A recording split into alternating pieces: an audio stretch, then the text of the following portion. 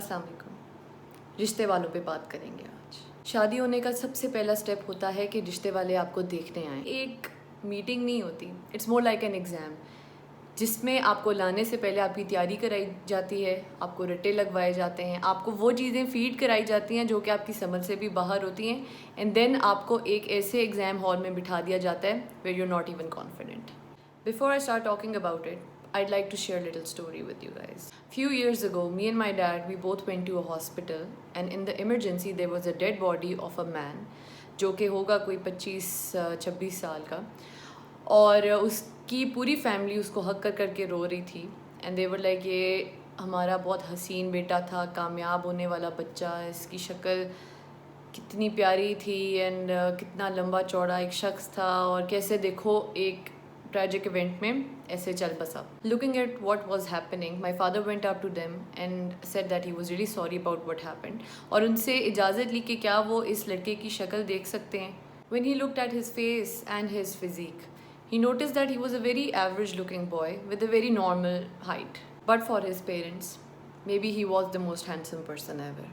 From here I'll start my problem number 1. The point of telling you this whole story was that کہ ہر ماں باپ کے لیے اپنا بچہ سب سے خوبصورت, سب سے ہینڈسم, سب سے گڈ لکنگ, سب سے سکسیزفل, سب سے پرفیکٹ, سب سے یونیک ہوتا ہے. اینڈ جب ہم یہ رشتے والے پروسیس سے اپنے بچوں کو گزرواتے ہیں, وی give others the key or the opportunity to go ahead and say anything at all that can be bad, that can be toxic, that can be very poisonous for your own child. یہ باتیں نہ صرف آپ کو پھر بری لگتی ہیں بلکہ آپ کے بچے کی سیلف اسٹیم کو زیرو پہ لے آتی ہیں. سو ایسے خاندان جو آپ کو پتہ ہے بہت بروٹل طریقے سے اگلے کو ذلیل کر سکتے ہیں, because everybody does their little research before calling اور انوائٹنگ اینی بڈی فار رشتہ, تو آپ لوگ اسی ٹائم پہ منع کر دیں before they see something that is very harmful for your child and for your family. Problem number 2 is grooming sessions.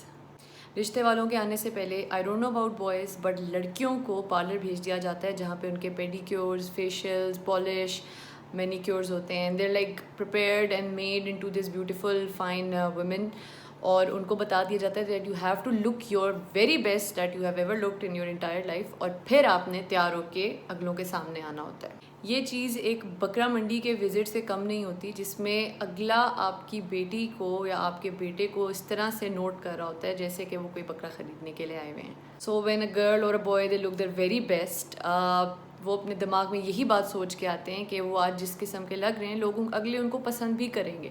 But بیٹھے بیٹھے as soon as they enter the room they are scanned properly اوپر سے نیچے تک, and پہلے تو آپ کا کانفیڈنس آلریڈی شیکی ہوتا ہے, اس چیز کے بعد مزید ٹوٹ جاتا ہے. Being a girl what I can tell you is کہ جب ایک لڑکی اس گرومنگ پروسیس سے گزرتی ہے, it is a very pathetic thing to feel, and جب یہی پروسیس کوئی 15 اور لوگوں کے سامنے ہوتا ہے تو آپ کی سیلف اسٹیم کہیں کی نہیں رہتی. تو جب آپ اس گرومنگ کے بعد کمرے میں انٹر ہوتے ہو, دا ادر پرسنز کرٹیسزم والا ایکس رے آٹومیٹکلی ٹرنز آن.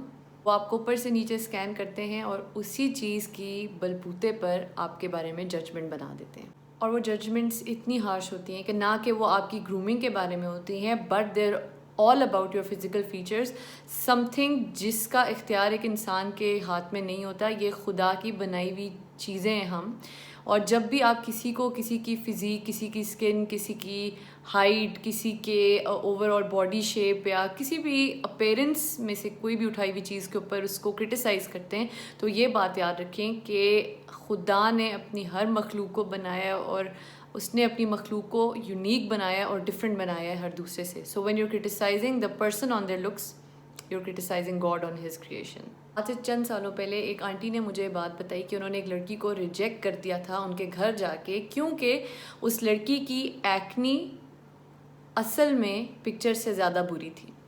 ہیں تو اگر آپ کے معیار بہت اونچے ہیں تو آپ لوگوں کے گھر جا کے ان کو ذلیل کیوں کرتے ہیں؟ آپ ان کو پہلے ہی منع کر دیں. آپ کسی آرٹسٹ کی ایگزیبیشن پہ جا کے اگر اس کی پینٹنگ کو کرٹیسائز کریں گے تو وہ آپ کو دھکے مار کے باہر نکال دے گا. تو یہ تو خدا ہے جس کی کریشن کے اوپر آپ لوگ اتنا کرٹیسزم شو کرتے ہیں جس کی کوئی حد ہی نہیں. اللہ کے ایک ناموں میں سے اس کا نام ہے المصور, جس کا لٹرل مطلب ہوتا ہے دا فلالیس شیپر. تو if what he is making is flawless, who are you to criticize it? And to the parents جن کو پتہ ہے کہ رشتے والے لوگ نہایت سپرفیشل ہیں, آپ ان کو پلیز ٹائملی منع کر دیا کریں before they come to your house. Problem number 3, استخارہ. سب سے پہلے بات کریں گے استخارہ ہوتا کیا ہے. It is a very holy procedure in which آپ اللہ کا اوپینین لیتے ہو about a matter that you are unsure about. یہاں پر کیا ہوتا ہے کہ جب بھی آپ نے کسی کو اپنی طرف سے بہت اسموتھلی منع کرنا ہوتا ہے, what you do is that آپ ان کو بول دیتے ہیں ہمارا استخارہ ٹھیک نہیں آیا, and without actually performing the استخارہ. میں آپ لوگوں کو اتنا بتا دوں کہ جب آپ لوگ یہ بہانہ استعمال کرتے ہیں, اگلی فیملی کو پتہ ہوتا ہے کہ this is your excuse of backing out, and it's very insulting. تھوڑا سا میں اس پہ ریلیجسلی بات کروں گی, اور وہ یہ کہ آپ لوگ اللہ کا نام یوز کر کے آگے بہانہ کر دیتے ہیں, بٹ کیا آپ لوگوں کو یہ بات پتہ ہے کہ یہ کتنا بڑا گناہ ہے؟ اگر آپ کسی تھانے کے ایس ایچ او کا نام لے کے کوئی کام کرواتے ہیں, تو اگر اس کو بات پتہ چل جائے تو وہ آپ کو کچھ گھنٹوں کے اندر اندر جیل میں بند کروا سکتا ہے. تو اگر انسان اپنا نام استعمال ہونے پر اتنا غصہ ہوتے ہیں تو یہ تو خدا ہے. قرآن کی ایک آیت ہے جو میں یہاں پر کوٹ کروں گی, فار پیپل ہو یوز استخارہ ایز اے جوک. اور اس سے زیادہ بے انصاف کون ہوگا جو اللہ تعالیٰ پر جھوٹ بہتان باندھے یا اللہ کی آیات کو جھوٹا بتلائے. ایسے بے انصافوں کو کامیابی نہیں ہوگی.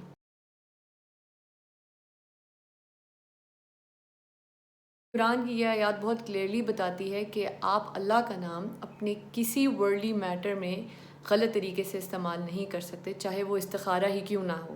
سو اگر آپ لوگ استخارے پر یقین کرتے ہیں اور استخارہ کرنا چاہتے ہیں, kindly as soon as you find out about a رشتہ کہ وہ لوگ آپ کے گھر آنا چاہتے ہیں, ان کے گھر آنے سے پہلے آپ لوگ اپنا استخارہ پرفارم کریں, and on the basis of whatever you get آپ لوگ ان کو یا بلا سکتے ہیں یا آپ ان کو منع کر سکتے ہیں without hurting their children self esteem اور دیئر فیملیز.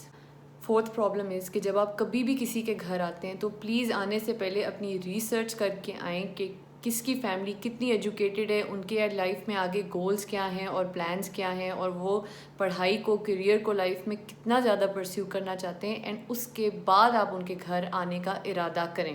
پاکستان میں سب کو ایک ڈاکٹر بہو تو چاہیے بائی پروفیشن, بٹ وہ اپنی پروفیشن کو کبھی پرسیو نہ کر سکے. اگر آپ کو ایک ایسی بہو چاہیے جو کہ گھر کے کام سنبھالے اور کسی قسم کی جاب نہ کرے, تو ٹھیک ہے آپ ان فیملیز کو اپروچ کریں جن کی بیٹیاں آگے نہیں پڑھنا چاہتی یا وہ ہاؤس وائف بننے میں زیادہ انٹرسٹڈ ہیں. آپ لوگ ان کے پاس چلے جائیں. ایک طرف آپ لوگوں کے اسٹینڈرڈس بھی ہوتے ہیں اور دوسری طرف آپ دوسروں کے خواب بھی ان سے چھین لیتے ہیں. I have even seen mother in laws in Pakistan including my own mother in law, جو کہ مجھے خود پش کرتی ہیں towards studying, towards pursuing my career, so that I with my husband can make a better living for my family and for my children. My question is that you as mothers or you as husbands, don't you want to see your family prosper or grow or be happier? Shadi is not a one-sided thing, it's a two-way street, and اس سے بہتر اور کیا چیز ہو سکتی ہے کہ دو لوگ مل کے اپنا گھر بنائیں, اپنا فیوچر سیکیور کریں, وہ خوش بھی رہیں گے, they'll be busy in their professional lives, ان کے بچوں کو بھی انسپریشن ملے گی. What's funny is کہ بہت سی خواتین اپنی پوری زندگی یہ کمپلین کرتی رہتی ہیں کہ کاش ہمارے ماں باپ ہمیں اتنا پڑھا لکھا دیتے یا ہمارے ان لاز ہمیں کام کرنے کی اپرچونٹی دیتے تاکہ ہم بھی زندگی میں خوش رہ سکتے. بٹ یہی چیز جب ان کی بہوؤں کی باری آتی ہے تو تب آپ لوگ کیوں خاموش ہو جاتے ہیں, یا تب کیوں آپ لوگ اپنی پریکاشنز اور اپنی ریسٹرکشنز اوپر لے آتے ہیں؟ That is clear hypocrisy. تو جب آپ ایسے ایجوکیٹڈ لوگوں کے گھر جاتے ہیں جو کہ اپنی بیٹیوں کو پڑھا لکھا کے ان کو کانفیڈنس دیتے ہیں, تو آپ لوگ اس بھی چیز کے لیے تیار ہیں کہ ان کے ماں باپ آپ کو بے عزت بھی کر سکتے ہیں آپ کے کانسیپٹ پہ, and then you will be humiliated, اور پھر آپ ان کے بارے میں باتیں کرتے ہیں. Okay, so coming towards the solution and to summarize every single thing, if you want to decently go to somebody's place, this is the perspective of thousands of girls I've interviewed, of mothers I've interviewed, and of fathers that I've interviewed. Please کسی کے گھر جانے سے پہلے ان کی family کے بارے میں اچھے سے ریسرچ کیا کریں کہ وہ کتنے ایجوکیٹڈ ہیں یا کتنے ان ایجوکیٹڈ ہیں, ان کی ریکوائرمنٹس کیا ہیں, اور کیا وہ اپنی بہو کو جاب کرنے کی اجازت دیں گے, کیا وہ ان کو مزید آگے پڑھائی کرنے کی اجازت دیں گے, to make sure that they are not just superficial but also very good people at heart. My message to people who connect two families together, یا تو وہ لوگ جو رشتہ کراتے ہیں, ان کے لیے میں یہ بات کہنا چاہوں گی کہ if you want two families to meet each other, تو آپ لوگ ان کو اپنے گھر پہ بلا دیں without telling them کہ ملنے کی وجہ کیا ہے, so that they can candidly get to know each other, and اس کے بعد if things have to proceed, تو وہ پروسیڈ کریں. اس چیز میں نہ دوسرے کی سیلف اسٹیم ہرٹ ہوتی ہے، نہ دوسرے کا کانفیڈنس ہرٹ ہوتا ہے، اور نہ کوئی بندہ اتنا شیکی رہتا ہے. 2 فیملیز کو اپنے گھر پہ بلانے سے یہ ہوگا کہ it doesn't get very suspicious.